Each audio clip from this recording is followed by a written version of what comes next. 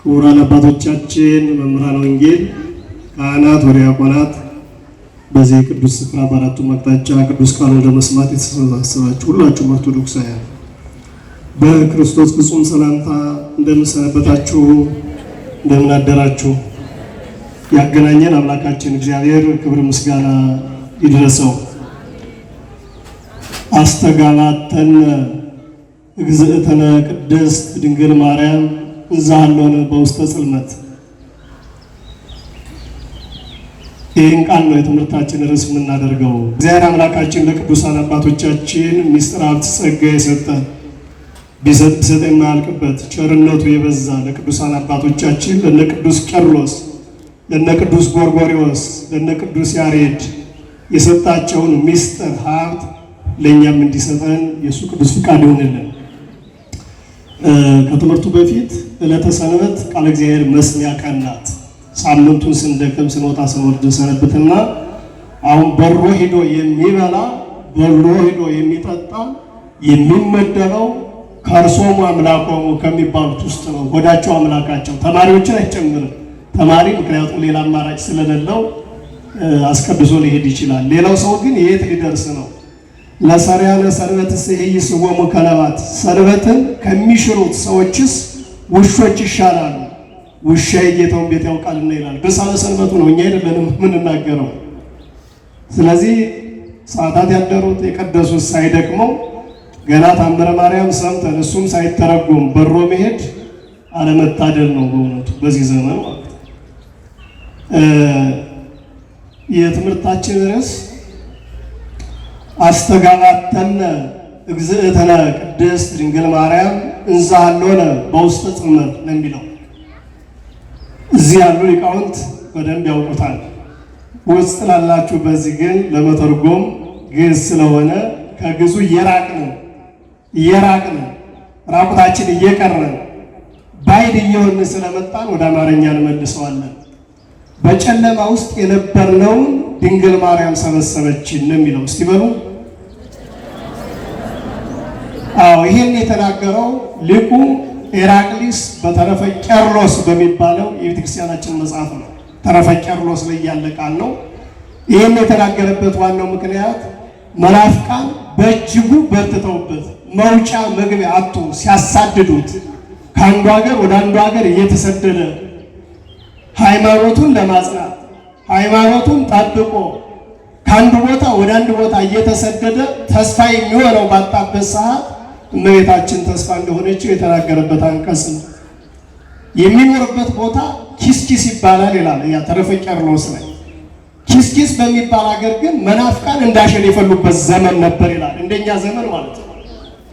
በእኛ ዘመን በዚህ በአራቱም አቅጣጫውን ስትንቀሳቀሱ ብዙም ስራ ስለሌለ እንደ ስራ እድል ተቆጥሮ እንዳሸን ፈልቶ ታያላችሁ። የፊደል ጅግራ ያውቅም፣ የጉባኤ ታትሮስ አላሻውም፣ ከቤተክርስቲያኒቱ ትምህርትም አልጠየቀም። ግን እንዳሸን የፈላ ብዙ ስላለ እንደዚህ አይነት ዘመን ገጠመውና ሲያሳድዱት አላስኖረው ሲሰደድ ምን አለ? በጨለማ በመከራ ውስጥ በነበርኩበት ሰዓት ድንግል ማርያም ከዚያ የመከራ ሰዓት ሰበሰበችኝ፣ ወደ አንድ አመጣችን ይላል። የእኛ ምሌና ተበትኗል። አሁን እመቤታችን ተሰብስበው በእውነቱ ልዩነቱ ሰፍቷል። አንድ ሆኖ መቀጠል አልቻለም። ሀብተ ወልድና ስመ ክርስትና ያለው የሥላሴ ልጅነት ያገኘው ራሱ በተለያየ ምክንያት ተከፋፍሎ ያለበት ጊዜ ስለሆነ ድንግል ማርያም ሰበሰበችን አለ። ስለዚህ የምንማማረው ስለ እመቤታችን ስለ ድንግል ማርያም ነው። በዚች 10-15 ደቂቃ ለምን ተበትለናል? ሀሳባችን አንድ መሆን አልቻለም። ተቸግረናል። ወጥተን መግባት አልቻልንም። ህሌናችን ተበትኗል። ወደ ቤተክርስቲያን እንመጣለን። ወደ ቤተክርስቲያን መተንም ደግሞ አንድ መሆን ስላልቻልን ህሌናችን ስላልተቆጣጠር ነው ስለ ድንግል ማርያም ነው የምንማማረው። ስለ ድንግል ማርያም ሁሌ ተምራችኋል። ግን ከተነበበው መቅድሟ አንድ ሁለቷን ቃል ወስደን በ10-15 ደቂቃ እሷ ላይ እናጠናቅቃለን ማለት ነው። ከገነት ተባረን ጸጋችን ተገፎ ራቁታችን ቀርተን እያለቀስን ለ5500 ዘመን ነበር። እዩት ክርስቲያኖች፣ 5500 ዘመን ወደ ጥንት ቦታችን እንድንመለስ እንድንመጣ እንድንሰበሰብ ያደረገችን ድንግል ማርያም ናት። የኢትዮጵያ ቤተክርስቲያን ስለ እመቤታችን ስለ ድንግል ማርያም ስትሰብክ ስታስተምር ጊዜ የሰጣቸው ዘመን የወለዳቸው የንዴት ረመጥ የሚያቃጥላቸው ሰዎች አሉ። ወደዚህ ዳቆን ወደ እኔ ጋር ነው፣ ወደ እኔ ነው።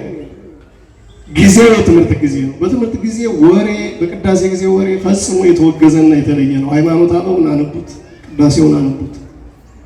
ስለዚህ የንዴት ረመጥ የሚያቃጥላቸው ክፉ ሰዎች አሉ።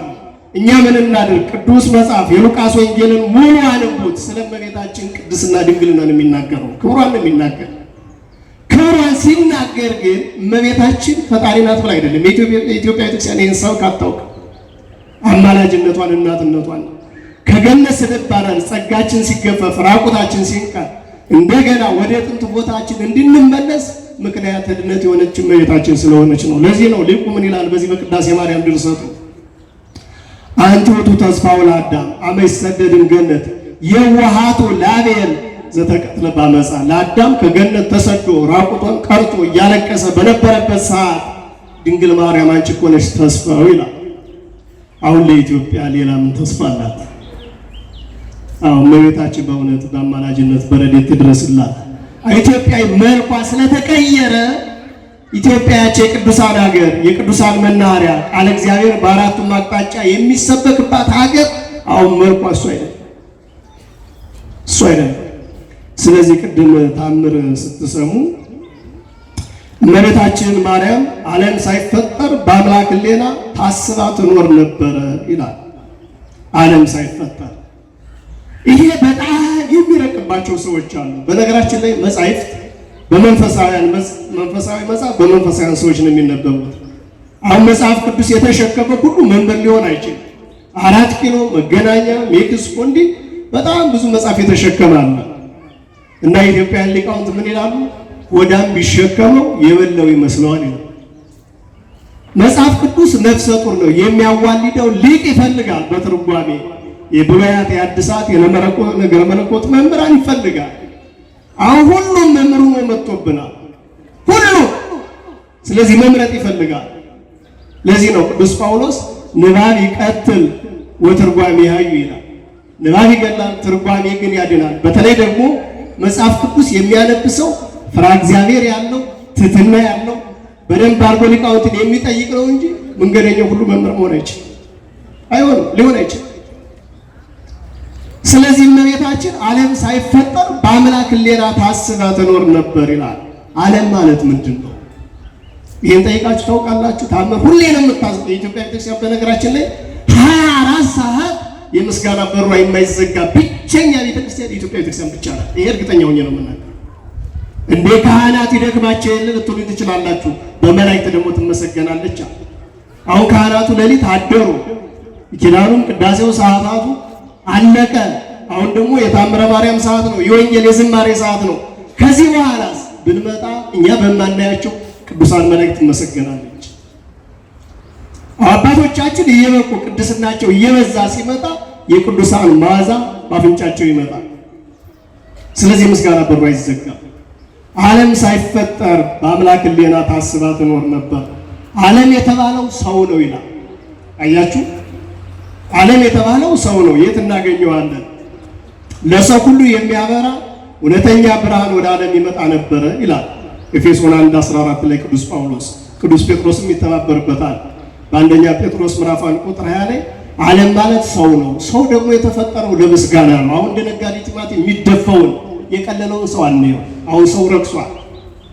ሰው ግን ለምስጋና የተፈጠረ ልዩ ፍጥረት ነው። ሊቁ መልአከ ብርሃን አድማሱ ጀንበሬ አዲስ ሰውነት በሚባል መጽሐፋቸው ላይ ኦሪት ዘፍጥረት ምዕራፍ 1 ቁጥር 26ን ሲተረጉሙ እባካችሁኑ ሰው እንፍጠር። አሁን ለኢትዮጵያ ሰው መፍጠር ያስፈልጋል። እግዚአብሔር ምስክሬ።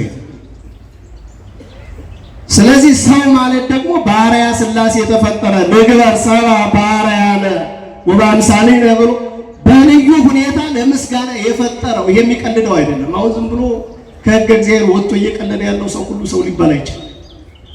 ግን ሰው በየቦታው በእኛ ዘመን እንደ ተራ ነገር እየወደቀ እየተደፋ እየቀረ ነው። አይደለም ይሄ መነኮሳቱ ራሱ እየተደፉ እየቀሩ አይደለም።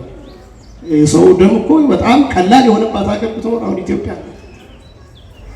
ስለዚህ ዓለም የተባለው ሰው ነው ይላል። ዓለም የተባለው ፍጥረት በሙሉ ነው። ፍጥረት ከመፈጠሩ በፊት ሰው ከመፈጠሩ በፊት እመቤታችን በአምላክ ሕሊና ታስባ ትኖር ነበረ። ይሄ ደግሞ የፈጣሪን አዋቂነቱን የሚያብራራ የሚተረጉም ነው እንጂ ከዚህ ከያዝነው መጽሐፍ ቅዱስ ጋር የሚገጭ አይደለም። ታምረ ማርያም ሲጀመር ታምር ለማንበብም ለማስተማርም ለመረዳትም የአይምሮ ቅድስና ይፈልጋል። በእውነት ታምር ማለት ከሕሊና በላይ የሆነ ስለሆነ የመጨረሻው ታምር ምንድነው ካላችሁ የእመቤታችን የቅድስት ድንግል ማርያም ኢየሱስ ክርስቶስን በድንግልና ጸንሳ በድንግልና መውለድ ነው። ከዚህ የበለጠ ታምር የለም፣ ሊኖርም አይችልም። እዩት፣ ይሄን ይናገራል። ዓለም የተባለው ጊዜ ነው ይላል። ዓለም የተባለው ጊዜ ነው። ፍጥረት ሁሉ እመቤታችን ለማመስገን ተፈጠረ ማለት ትውልድ ሁሉ ብፅዕት ይሉኛል የሚለው ቃል ይፈጸም ዘንድ ግድ ነበርና እመቤታችን ለማመስገን። አሁን እንደው በነገራችን ላይ በዚህ ቅዳሴ ስታስቀድሱ ቅዳሴ ማርያም ሰምታችሁት ከሆነ ይሄንን ቅዳሴ የሚቀድስ ካህን ይላል ቅዳሴ ማርያም ነው ሊቁ ማርያምን የቀደሰ እንዳይመስለው እሱ ይቀደሳል እንጂ እሷንማ በመላእክት በካህናት ትመሰገናለች። ወደየ ጉባኤ ቤታችን ብትሄዱ በሰሜን ኢትዮጵያ በጎጃም በጎንደር በትግራይ ስለት ልመና ትከዛ ያመሸው ተማሪ ተመልሶ የሰባቱን ቀን ውዳሴ ማርያም መልካ ማርያም ሳይደርስ ምግብ አይበላም። ፈጽሞ የለም። እሷን የሚያመሰግናት አይጠፋም። እመቤታችን አላመሰግንም ማለት ጠቡ ከእግዚአብሔር ጋር ነው። በእውነት ሰማይና ምድር የማይችሉትን የተሸከመች ይሄ ለእሷ አይሆንም፣ ለሌላ አልተደረገም። ስለዚህ እሷን ለማመስገን ተፈጠረ ይላል። ሶስተኛው ዓለም የተባለው የወልድን ስጋዊ መሆን የሚያመላክት ነው ይላሉ የሐዲስ ኪዳን መተርጉማን ሲተረጉሙ ሲያብራሩ። ይህንን የሚያመለክት ነው፣ ይህንን የሚያስረዳ ነው ብለው ጠቅሰውታል። ስለዚህ ቅድመ ዓለም ትታወቃለች የሚል ትርጓሜ ነው የሚኖረው ብለው አባቶቻችን አስቀምጠውታል። ልዩ መታወቂያዋ ነው፣ ምክንያቱም በእሱ ፊት የተሰወረ ስለሌለ ብለው አባቶቻችን አስቀምጠውታል። ይህ በግልጽ የተቀመጠ የተብራራ ቃል ስለሆነ እና ታምረ ማርያምን መስማት ስጋው ደሙን እንደተቀበለ ይሆንለታል ይላል። ቅድም ሰምታችሁት ከሆነ ሲነበብ ታምረ ማርያም ይሄንን የሚከብዳቸው ሰዎች አሉ። በደንብ ጠጋ ብሎ መጠየቅ ነው። በነገራችን ላይ አባቶቻችን አርፈው አላለቁ። እሳት የሚተፉ በቅድስናቸው ከደብረ ሊባኖስ ተነስተው ኢየሩሳሌም በአክናፈ እሳት ደርሰው የሚመጡት ብዙዎቹ አባቶች አርፈዋል። በረከታቸው ይድረሳል። ግን ፈጽሞ ደግሞ አባት አላጣንም የምንጠይቀው ማለት ነው። እንደው ትዕቢታችን ጥግ ካልደረሰ በስተቀር ያው ሁሉ አዋቂ ነኝ ስላለ አሁን የሚጠይቅም ብዙ የለም እንጂ በስልክም በምንም እያሉ አባቶችን ሳያርፉ በድምፅም እየቀዱ ማስቀመጥ ያስፈልጋል። በጣም ትልልቆቹ አባቶች እያለቁ በጣም ትልልቆቹ ማለት ነው። እንደው የምንጠይቃቸው በቅድስናቸው ያሻግሩናል፣ ይሄን ክፉ ዘመን ይዘውን ይሻገራሉ የምንላቸው አባቶች እንዳታደርሰን እያሉ እየጸለዩ እየሄዱ። ስለዚህ ታምረ ማርያም መስማት ስጋው ደሙ እንደተቀበለ ይሆንልኛል የሚለው ትንሽ ጠንከር ያለች ቃል ናት። ለስጋው ደሙ ተቆርቋሪ የሚመስሉ ጊዜ የሰጣቸው ዘመን የወለዳቸው እንዳሸን የፈሉት ይሄንን እንደ ነቀፌት አድርገው ያዩታል። አይደለም እንደ የሚለው የንጽጽር ቃል ነው ይላሉ መተርጉማን። ለምሳሌ መጽሐፍ ቅዱሳዊ ማስረጃ ለዚህ ማቅረብ እንችላለን። አንደኛ ጴጥሮስ ምዕራፍ 1 ቁጥር 24 ላይ ስጋው ሁሉ እንደ ክብሩ እንደ ሳር አበባ እንደዚህ ነው ይላል። እንደ ሳር አበባ ስጋው ሁሉ እንግዲህ እንደ ሳር ነው ማለት ስጋ ሳር ሊሆን ይችላል ማለት ነው። እንደው በደንብ ካስተዋል ነው መጽሐፍ ቅዱስ ስናነብ ከላይ ወደ ታች በማስተዋል እምቢ ካለን ደግሞ አቡነ ዘበሰማያት ብሎ በጸሎት ዘግቶ ጊዜ መስጠት ጊዜ ይፍተው የሚባላል። በይመስለኛል አይተረጎምም። አሁን በተለይ በዚህ በየማህበራዊ ሚዲያው በየቴሌቪዥኑ በየምኑ ሰውም ሲጠየቅ የሚመልሰው አላውቅም የሚል የለም። በጣም መከራ ነው እውነት ለመነጋገር በጣም ጥንቃቄ የሚፈልግ ነው። የኛ አባቶች የነገሩን ያስተማሩን የሚችሉትን ይጠይቃሉ። አይን እንኳን እኔ አላውቀውም ቆይ የኔታ ከሌን ልጠይቅ ይላል። ይሄ ደግሞ የሊቅነት የቅድስና አንዱ መገለጫ። ስለዚህ የሚናገርና ከቤተ ክርስቲያን ጋር ሲያያይዘው ሲያመጣው ቅዱስ ዳዊቱ ጉሮሮአቸው እንደተከፈተ መቃብር ነው ይላል መዝሙር 13 ላይ። እዩት መቃብርና ጉሮሮ እንዴት ይገናኛል? ስለዚህ ንጽጽራዊ ነው። ታምረ ማርያምን መስማት ስጋው ደሙ እንደተቀበለ ይሆንለታል የሚለው የሚያሰን ወደ ኋላ የሚጎትት ኋላ የሚያስቀር ሳይሆን ተስፋ የሚሰጥ ቃል ነው። እንደው ወደ ቤተክርስቲያን እንድንመጣ እንደውም ተስፋ የሚሰጥ በነገራችን ላይ ሲጀመር ነገ ቆርባለሁ ነገ ስጋው ደግሞ እንቀበላለሁ የሚል ቤተክርስቲያኒቱ እንደዚህ አይነት ትምህርት የላትም። ዛሬ ነው የመዳን ቀን፣ ዛሬ ነው። ለነገ ህይወታችሁ ዋስትና የላችሁም። ተዘጋጁ፣ ድልዋኒክሙ ንበሩ። ለምጽአት ብቻ እኮ አይደለም ተዘጋጅታችሁ ጠብቁ የምትለው ይህች ቤተክርስቲያን ነገ ከዚህ እንደወጣና አይታወቅም እኮ አይደል? እያያችሁ አይደል? ሰሞኑን አይታችኋል። ወደ ሐዋሳ ለኳስ ጨዋታ ሲሄዱ የነበሩት ልጆች አንድ ጊዜ ነው አይደል የረገፉት። ስለዚህ ሰው ለነገ ማለት የለበትም። ስጋው ደግሞ ለመቀበል ቀጠሮ ኃጢአተኛ ነኝ። ይሄው ቁልፉ እዚህ አለለ። ሂድና ራስን ለካህን አሳይ ይላል ማቴዎስ፣ ማርቆስ፣ ሉቃስ ሶስቱም ወንጌል የሚተባበሩበት ሂድና ራስን ለካህን አሳይ ነው። አስመር ነው።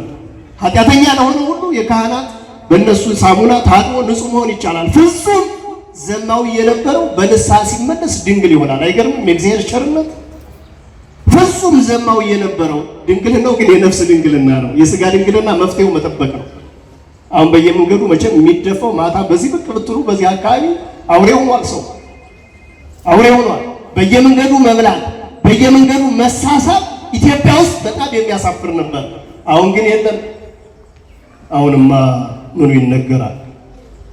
ስለዚህ ላልተቻለው ተስፋ የሚሰጥ ቃል ነው ይሄ። ታምረ ማርያም መስማት ስጋውንም እንደተቀበለ ይሆንለታል ማለት የሚያባረር የሚያስበረግግ ሳይሆን ተስፋ የሚሰጥ።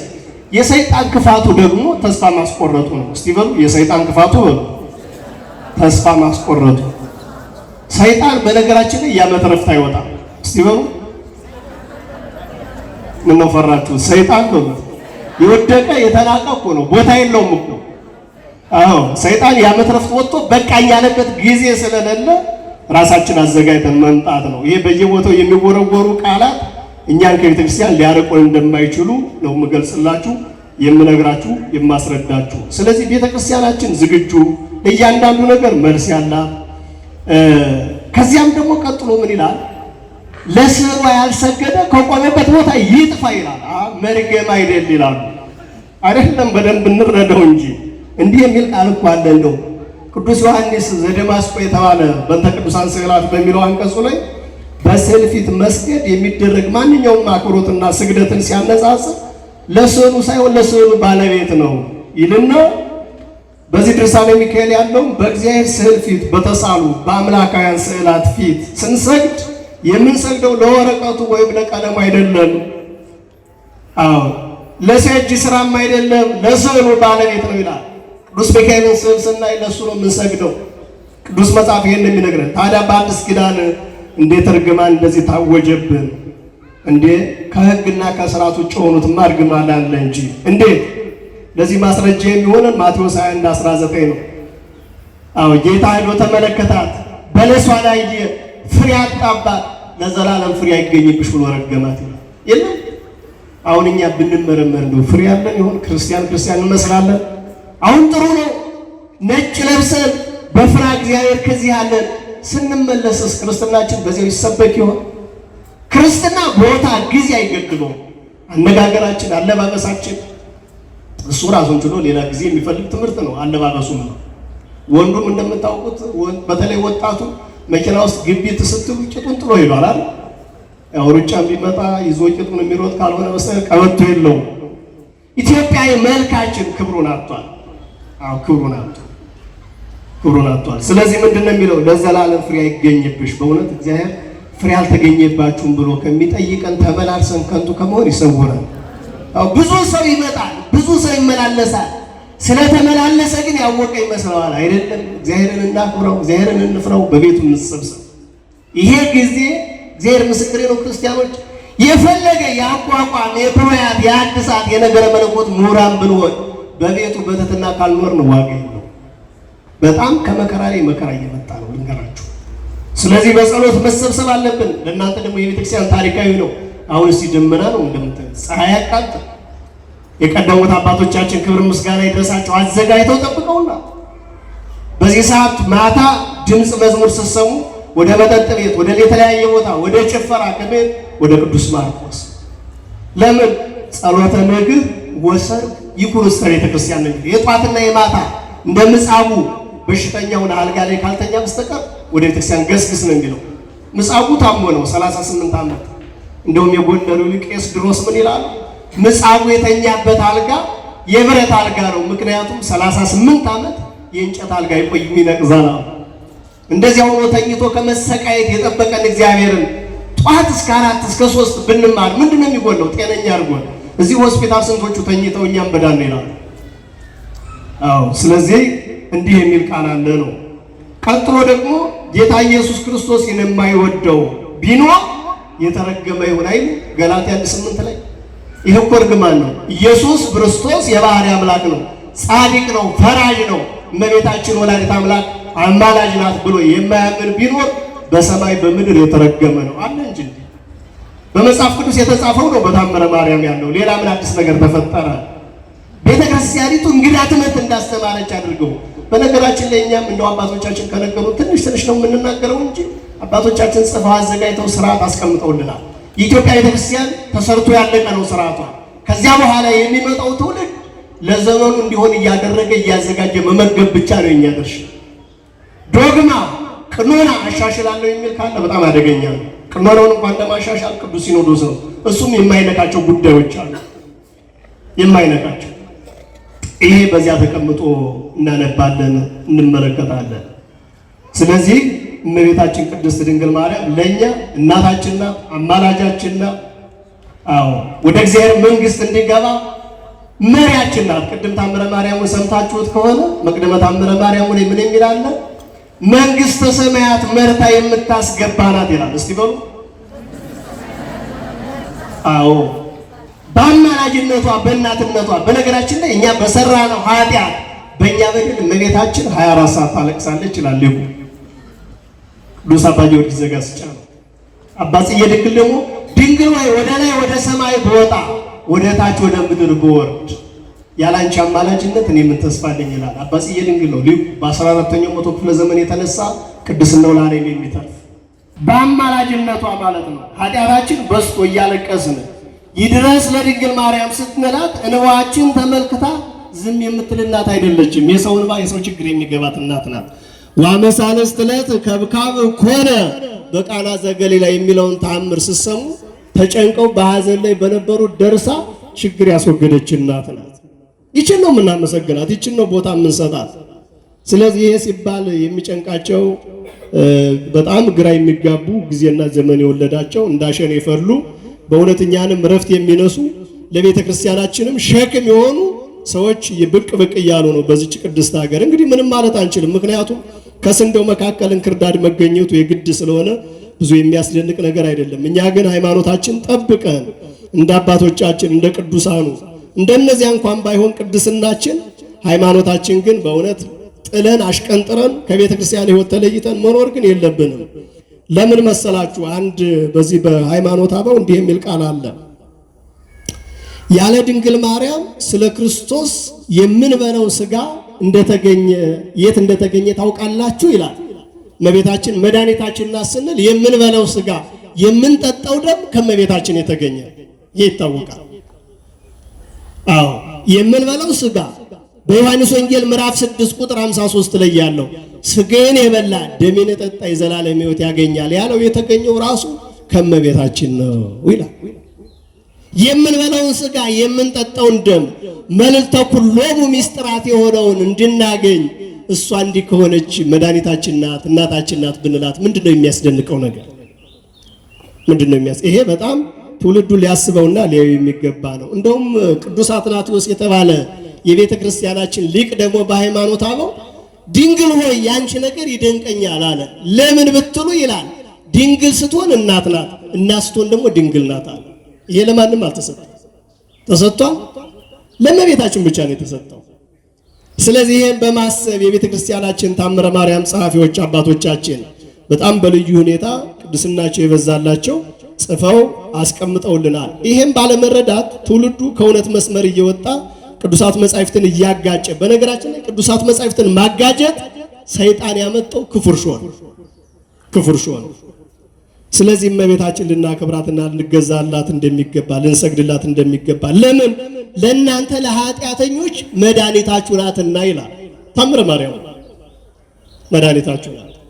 ስራችን ስለምናውቀው ለምን መሰላችሁ? የተወሰኑት አንድ ሁለት ጥቅሶች ልጠቅስላችሁና ልጨርስ። ዘፍጥረት 45:7 ላይ እግዚአብሔርን በምድር ላይ ቅሬታን አስቀራላችሁ ዘንድ በታላቅ መድኃኒት አድናችሁ ዘንድ ከናንተ በፊት ከራብ ታደጋችሁ ዘንድ ወገናችሁን ስለታደገ ስለ ዮሴፍ ይናገራል። ዮሴፍ መድኃኒት ተብሎ እንደተጠራ ይናገራል። ምን ስለሆነ? ከራብ ስለታደጋቸው። አዎ ከክርስቶስ ስጋውን እንድንበላ ደሙን እንድንጠጣ ከሷ የተገኘ ከሆነ መድኃኒት ምንላት ምንድነው የሚያስነቅፈው? መድኃኒታችሁ ናት። ዮሴፍ መድኃኒት ከተባለ ለጊዜው የሚሆን ራብን የሚያስታግሰውን ነገር ፈልጎ ስለሰጠ እመቤታችን መድኃኒት ምንላት ምን የሚያስደንቅ ነገር አለ? ይሄ ብቻ አይደለም። አንደኛ ሳሙኤል 14:45 ላይ ሕዝቡ ሳኦልን በውኑ በእስራኤል ዘንድ ታላቅ መድኃኒት ያደረገ ዮናታን ይላል። ይሄ ዮናታን የሚለው ጊዜ ሰጥቶት የሚለውን አይደለም። ዮናታን ያኛውን ነው። እሱ መድኃኒት ከሆነ እመቤታችን መድኃኒታችን ናት፣ ለእናንተ ለኃጢአተኞች መድኃኒታችሁ ናትና ለሚለው።